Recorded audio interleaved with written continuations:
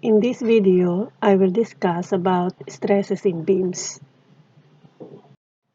Before I present the equations that we will use for the stresses, so let me just show you a very common cross-section of a beam, which is rectangular. So dito, may figure ako ng example ng beam with the length L, and with this cross-section na ang dimensions ay B, which is also the width of the beam, and D, which is the height or the depth of the beam. As I have discussed in the introduction to shear and moment diagrams, I have presented there that there are two types of stresses in a beam, and these are the shear stress and the bending or flexure stress. So I will not discuss anymore the derivation of the equations, but you can refer to the references in our Google Classroom.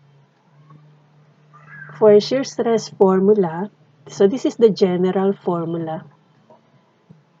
So kaya ko sinabing general kasi pwede tayong mag-derive ng formula for maximum.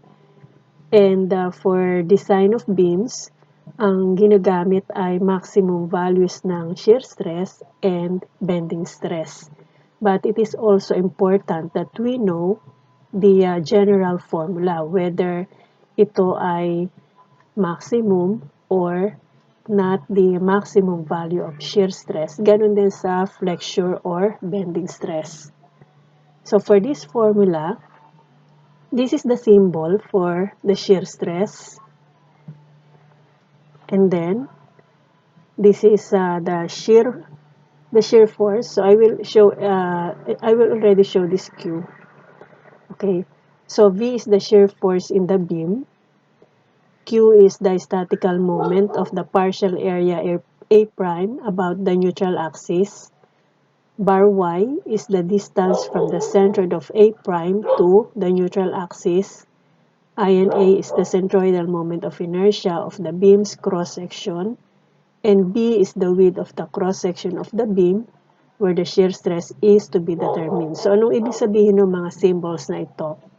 So, this value of B can be derived or can be taken from the shear diagram. Kaya ang importante dito, kung given ang load diagram, so you draw the shear diagram first. So that whatever value of shear stress, whether minimum yan, or any value of shear stress or maximum shear stress, you can get the shear value in the shear diagram. Now Q here, as defined, is the statical moment of the partial area A prime about the neutral axis. So what do we mean by this? So let us say that this is the cross-section of the beam with its width D and depth D. So pag sinabi natin neutral axis, ito ay yung axis that passes through the centroid of the cross-section. Kagaya nitong rectangular beam, so we have already located its centroid. So since this is regular cross-section, yung mga regular geometric shapes kasi may mga available formulas na yan para ma-determine or ma-locate ang centroid. In the case of rectangular section, madali lang naman i-locate ang centroid niyan. Say for example, along the vertical axis, so it will just be half of the depth either from the top or from the bottom. So that this will be D over 2, and this is also D over 2. So midway lang. Then along the x-axis or horizontal axis, so this is B over 2 from the left side and B over 2 also from the right side. Pero ang karaniwang ginagamit dito gagamitin natin dito sa mga sample problems ay yung location ng neutral axis about the vertical. What I mean is dito sa axis na ito. So that the neutral axis will be located at D over 2 or half nung depth. So, ito yung gagamitin natin.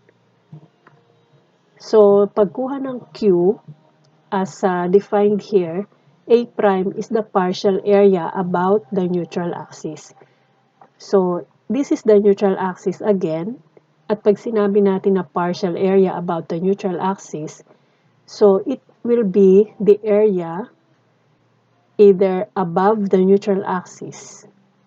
So, kung yung A prime mo is above the neutral axis, pwedeng ito ay yung B multiplied by D over 2. Pwede rin naman na yung A prime ay kuhanin mo below the neutral axis.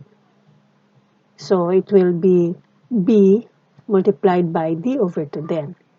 So, since yung neutral axis ang reference natin sa pagkuha ng A prime, at sinabi nga natin na ito ay yung location, ito yung location ng centroid ng area.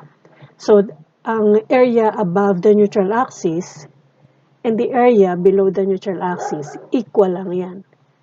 Whether the whether the cross-section of the beam is rectangular or any other cross-section. Basta sinabi natin neutral axis, sa axis na yan, nakabalance yung area above or below. Kasi nandyan nga yung centroid. Then, that will be your A prime.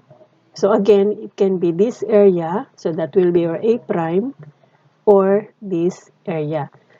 But it also depends on the location of what we call as the element or the fiber na kukuhanan mo ng shear stress. So later on, papakita ko kung ano yung ibig sabihin ng element or fiber na kukuhanan natin ng shear stress or ng bending stress.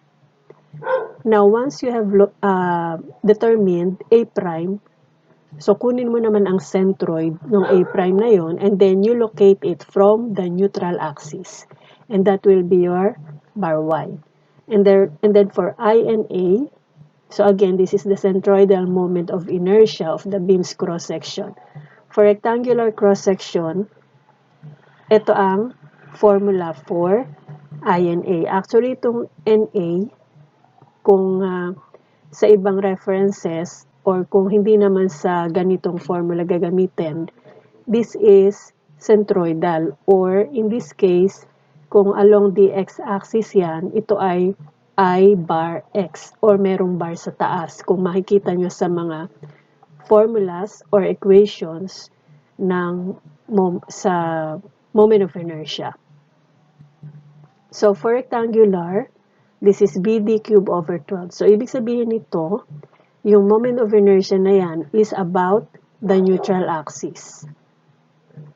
So, it will be B multiplied by D cube over 12. So, again, this is for rectangular sections only. For other regular shapes na may available formula din, of course, they will have different formulas. Pero sa mga examples na gagamitin natin, puro rectangular lang muna.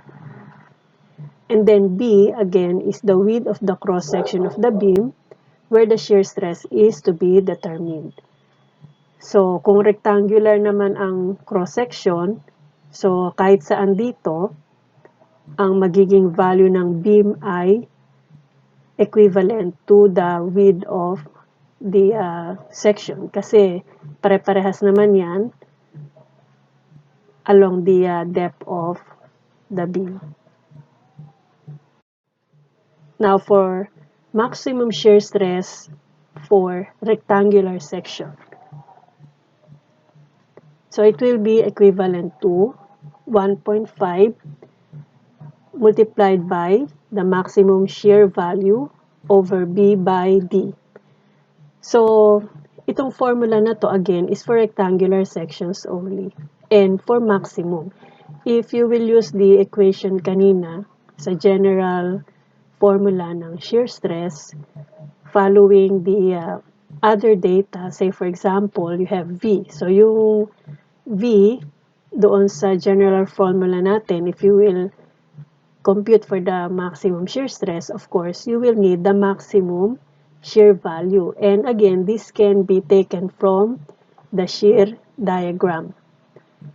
So yung value ng Q, if you already know how to get that, again, ito ulit yung ating cross-section.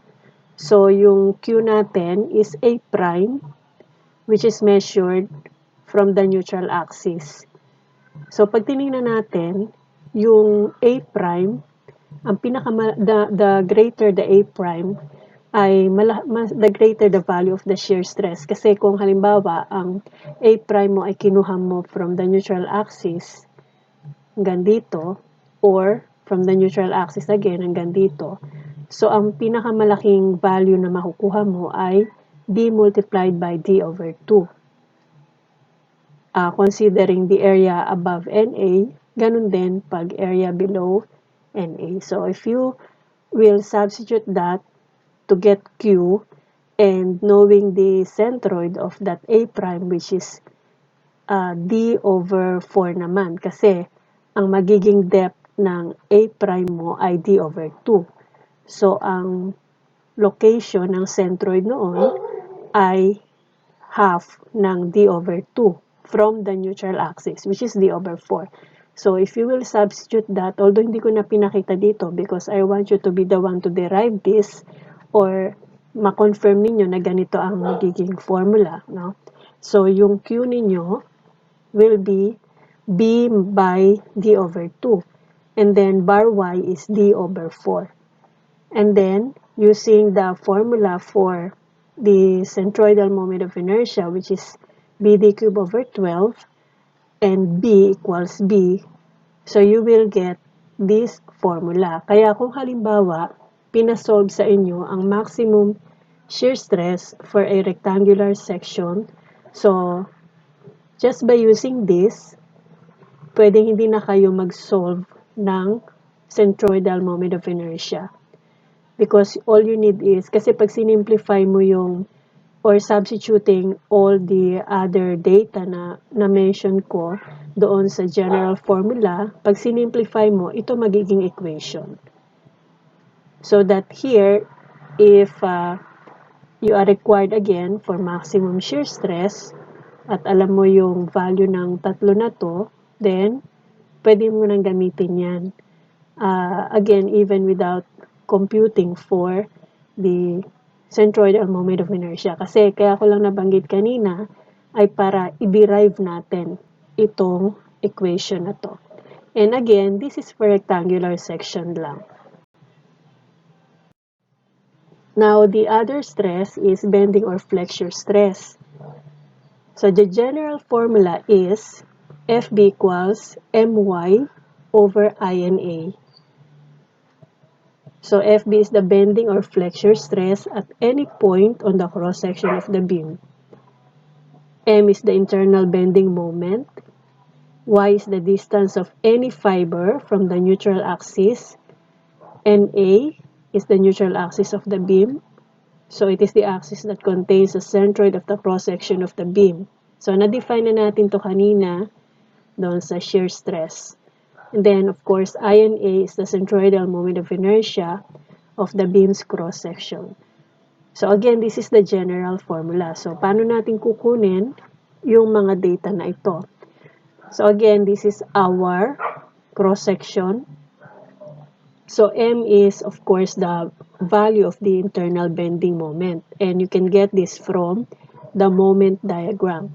Kaya importante na marunong kayong mag-drawing ng shear and moment diagrams kasi yung mga values ng shear at moment doon nyo kukuhanin. Except na lang na sa isang problem ay given na yung gagamitin yung values for shear and moment. So yung Y dito is the distance at any fiber from the neutral axis. So ang ibig sabihin nito, class, kanina nabanggit ko na pwede nating ma-imagine na itong cross-section ay dito natin, if we will consider the cross-section, so at any level, at any point here, pwede tayong kumuha ng value ng stress. It can be shear stress or the bending stress. Like for example, kung babalikan natin yung shear stress, kanina yung shear stress, ang sabi natin, yung value ng Q, which is A prime by bar Y, ay kinukuha natin yan about the neutral axis. At pag tinignan natin, if we will consider the neutral axis or yung level na to na kukuhanin natin ng shear stress, ang A prime natin ay yung kalahati mismo nitong section. And again, pag mas malaki yung area mo, of course, malaki yung ibibigay na value ng Q, malaki yung ibibigay na value ng shear stress. At pag tinignan pa natin, halimbawa, kumuha tayo ng shear stress sa level na to. So, sa level na to, ang magiging Q mo ay, or area, ay yung area above this level, which is smaller than the area from the neutral axis. So, dito sa shear or sa bending or flexure stress, ganun din. Yung Y naman, dyan naman natin, ito naman ang magiging reference natin for the location of that fiber or element. For example, if you are getting the bending or flexure stress about the neutral axis, meaning, dito sa neutral axis na to, yung element dyan or yung fiber dyan ang kinukuhanan mo ng flexure stress. And if you will locate the distance of that fiber na tumama or nag-coincide sa neutral axis, so ang distance nun from NA is 0. Kasi nandun mismo yung fiber na kinukuhanan mo ng flexure stress sa neutral axis. So, which means that, about the neutral axis, ang bending stress dyan ay 0. But, with regards to the shear stress, yun namang fiber dyan, or element dyan, mataas naman ang value ng shear stress kasi yung area ay itong kalahati ng beam. So, kaya parang opposite silang dalawa na kagaya nitong bending stress. Kung dito ka kumukuha ng bending stress, so ibig sabihin yung fiber dito or element dito ang kinukuhanan mo ng bending stress, ang distance niyan from the neutral axis is d over 2. And of course, magiging malaki ang value ng bending stress kasi malaki ang value ng y. Unlike ng shear stress, kung halimbawa, dito ka kumuha ng shear stress sa fiber dito. So, since itong fiber na to is above the neutral axis, so you will get the area above this fiber. Pero, wala namang area dito na pwedeng kuhanan ng Q, which is A prime bar Y.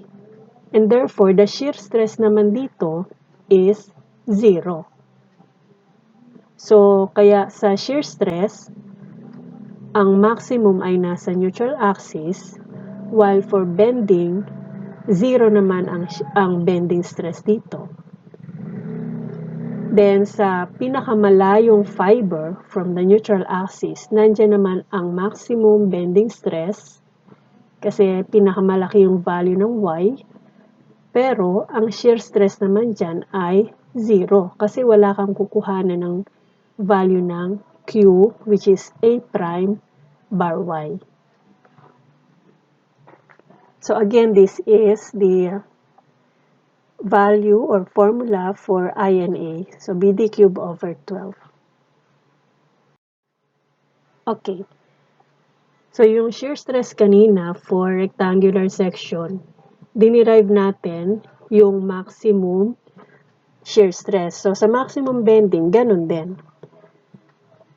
So, if you are required to compute for the maximum bending stress for rectangular section, so you can use this formula. So, to derive this, you will use the general formula na my over INA.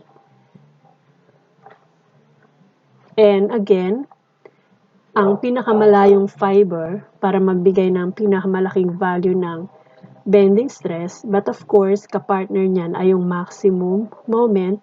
So, ang y is d over 2. And then, knowing I and A for rectangular section to be BD cube over 12, so isubstitute mo yung mga yan doon sa general formula ng bending or flexure stress, you will arrive at this equation. So, the same with shear stress, if you need the maximum bending stress or flexure stress for rectangular section, kahit hindi mo na isolve yung centroidal moment of inertia, you only need these 3 data. So, masosolve mo na yung maximum bending or flexure stress. But again, this is for rectangular sections only. And yung solid, kasi pwedeng maka-encounter kayo class ng cross-section na rectangular pero may portion na hollow. So, that needs a different analysis or additional analysis. Basta dito, sa maximum shear and bending stresses na na-derive natin, ang mga yan ay para sa solid rectangular section. So, let us have this problem 1 or yung beam 1 natin. So, ito ulit yung ating load diagram, then the shear diagram, wherein we have already identified the maximum shear value, which is 15. And from the moment diagram, ang maximum moment ay 15. So, we will get the maximum shear stress and maximum flexure or bending stress for this. So, we will use the two options using the formula for maximum stresses and the general formula. So, for problem 1, so we will compute the maximum shear and bending stresses given beam 1 and its cross-section. So, this time meron na tayong, of course, we need the dimensions. So, here it is 250 and 500 millimeters for the depth. And of course, alam na natin yung location ng neutral axis. So if you will measure it either from top or bottom, so it will be 250 and 250.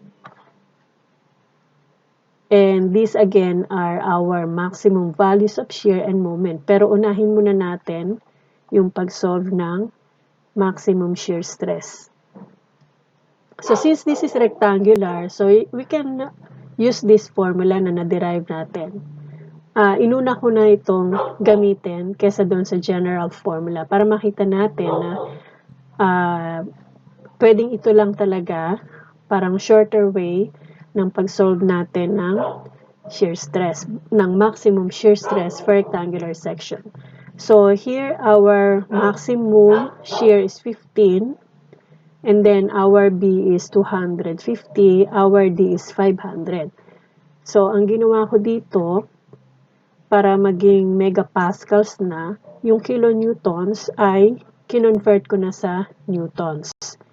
So, we have 1.5 by maximum shear value over B by D. So, if you will compute that, we will have 0.18 megapascal for the maximum shear stress. So, using the other formula or the general formula. So, ito medyo nilipat ko muna ng sa baba para hindi mag-overlap doon sa ibang dimensions na mag-a-appear dito. So, using the general formula, which is VQ over I and AB, ito pinalitan ko na ng maximum. Kasi general formula, pwedeng maximum ang shear, pwedeng hindi, or any value of shear. But since maximum ang kailangan nating isolve, so nilagyan ko lang dito ng subscript na maximum at saka dito sa V, sa value ng V. And of course, we know that this is that maximum shear. So, compute natin yung Q. So, yung Q is the partial area multiplied by bar Y, or A prime multiplied by bar Y. So, this is measured from the neutral axis. Pag maximum kasi, you measure the area from the neutral axis. So if this is our neutral axis, the area can be the area above the neutral axis or it can be below the neutral axis. So ang gagamitin ko ay yung area above the neutral axis, which is this one. So nag-change lang ng color. Then, the next step is, of course, you measure that. So, since this is 500, so half lang yan, which is 250. So, the next step is, okay, so dito sinolve ko na yung area pala. 250 by 250. And then, next step is, you locate the centroid. I just made use of this symbol, pero pwede namang hindi nyo lagyan nito. Kasi rectangular to, so just by using this, you can easily locate the centroid here. Pero pwede naman wala yan if you already know how to measure the centroid. Okay, so that's the centroid. And if you will measure that from the neutral axis. Okay, so again, pag na-identify nyo na yung A', kunin nyo ang centroid nito. And you measure that from the neutral axis. So in this case, it is 125 millimeters. So ito yung bar Y. Okay? So that your Q is A' by bar Y. Next is INA. So INA is BD cube over 12. So B by D. So take note class na yung INA is for the whole cross section. Hindi doon sa partial area na kinuha nyo, but the whole section of the beam. So that your B is 250 and D is 500. So this is now your INA. So take note of the units. So in this case, na-retain ko lang yung mga units in millimeters or square millimeter or millimeter to the fourth. Then if you will substitute all of this here, so you will get the maximum shear stress to be 0.18 megapascals. So this is the same value that we got using the formula for maximum shear stress for rectangular section. If you will consider the area below, kasi maximum naman yan, so you will get exactly the same. You will get the same area, the same centroid, or bar Y, and of course the same INA, so you will get the same value of maximum shear stress. So let us now get the maximum bending stress. So this is now our maximum value of moment taken from the moment diagram. So if you will use the formula that is derived for maximum bending stress for rectangular section. So this is 6 multiplied by maximum moment over BD squared. So substitute mo lang itong tatlo and you will get the maximum excuse me the maximum bending stress or flexure stress, which is 1.44 megapascals. Now let us use the general formula for bending or flexure stress. So, erase muna natin to. Okay. So, ito ulit yung cross-section natin. So, ito yung general formula. So, ang general formula is FB equals MY over INA. Pero, since maximum yung kinukuha natin, nilagyan ko lang din ng subscript dito na maximum or max. So, of course, your maximum moment is 15 kilonewton meter and then Y. So, yung Y, as I have explained earlier, the farther the fiber is from the neutral axis, the greater the value of the bending stress. So, you measure this Y from the neutral axis. So, since ang hinahanap natin ay maximum bending stress, so kunin mo yung pinakamalayong distance from the neutral axis. So, for this rectangular section, so it can be this fiber na ang distance nito ay 250 millimeters kasi kalahati ito 250 millimeters from NA, or it can be this fiber, which is also 250 millimeters from the neutral axis. So, substitute mo lang yan. And of course, yung INA mo, na nasolve mo kanina from the other requirement, which is the shear stress. So, lagay natin dito. So, your Y is 250. Then, INA is equal to this. Ito na yung resolve natin kanina sa shear stress. So, substituting these three values to this equation, it will give you 1.44 megapascals. So, ito yung fiber na yon, yung color red. Nilagyan ko lang ng symbol na red. So, ibig sabihin, class, dito ka kumukuha ng maximum bending stress. Or ibig sabihin, that is the farthest fiber or element from the neutral axis na ginamit mo dito na kapartner yung maximum bending moment para magbigay ng value ng maximum bending stress. Now, this is again our load diagram or beam 1. So, ito ulit yon. Pero this time, hindi na maximum values ang kukuhanin natin.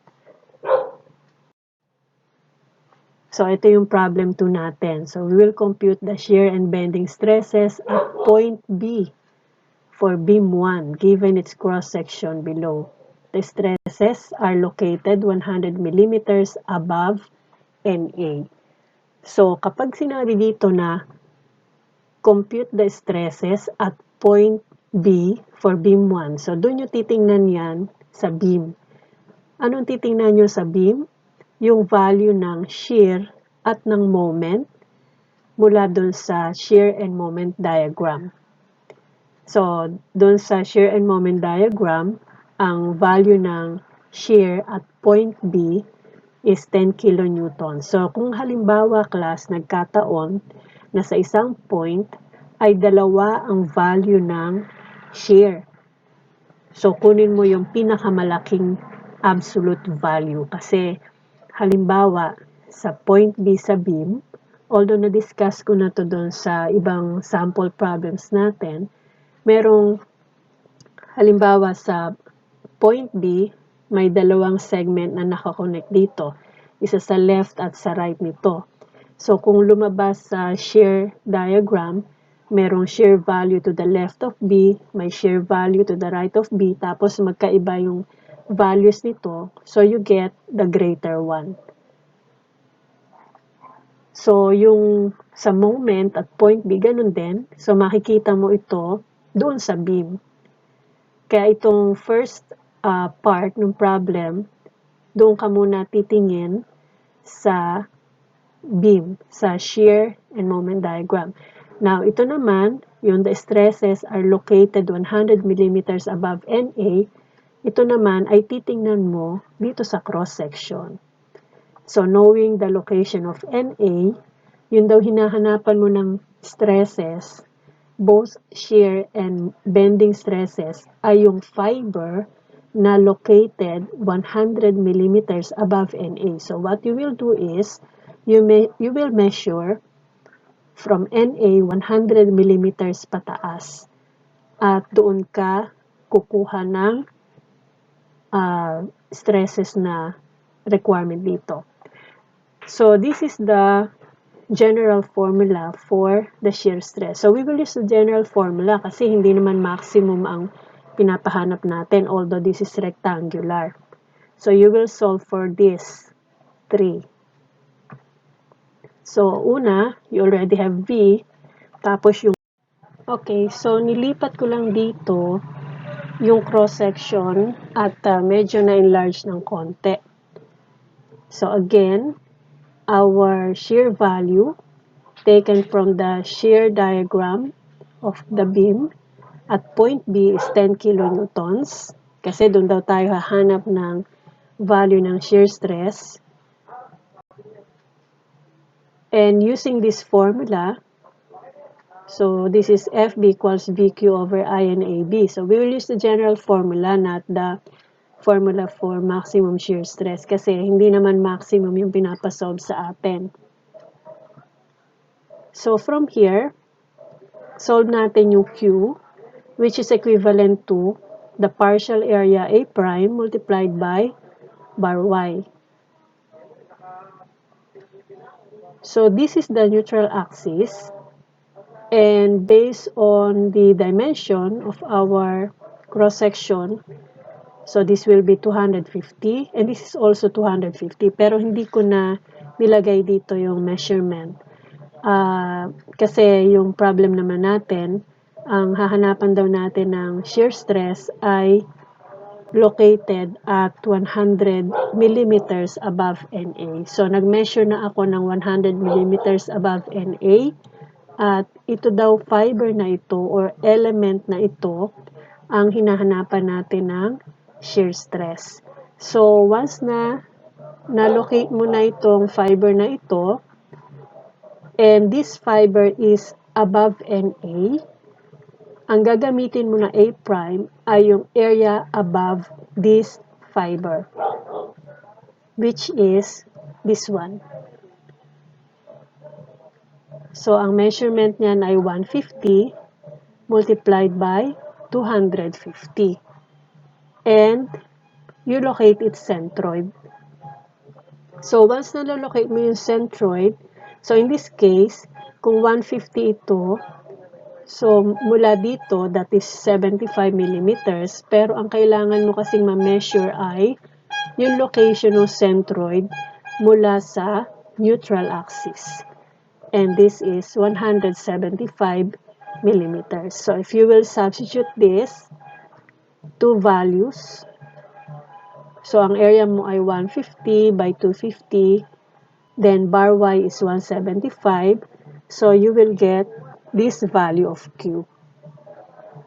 And then, here, INA naman, so which is BD cube over 12. Take note, class, na yung INA is for the whole cross-section of the beam. Kaya yung dimensions na gagamitin mo dito for B is 250 and D is 500. Kahit na gumamit ka ng partial. Basta't yung INA mo ay for the whole cross-section of the beam. And this will be your INA. And your B, dito, ito daw yung width ng fiber or element na kinukuhanan mo ng shear stress. So, since ito yung fiber na hinahanapan natin, so this is 250. So, that will be your B.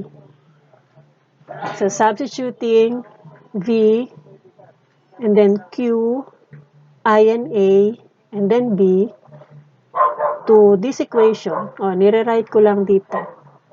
So, this will be our shear stress at point B, located at 100 millimeters above NA. So, that's 0.101 megapascal. So, let us now compute for the bending or flexure stress at the same location na 100 millimeters above NA. So, this is our moment value at point B based on the moment diagram. And this is the general formula. So, yung M mo dito ay yung 15. And then yung Y, ito na yung 100. Kasi dito ka kumukuha ng flexure or bending stress, which is 100 millimeters nga daw above NA. So, this is already your Y. And then, kung ano man yung INA na na-solve mo kanina, doon sa shear stress, so yun din yung gagamitin mo dito, which is this one. Okay? Then, substitute mo lang ulit yung tatlong values na to, then you will have the flexure or bending stress at this fiber or element, which is 0.576 megapascal. So you can try getting other values of stresses at different locations dito, at different locations also, at different points also in the pin.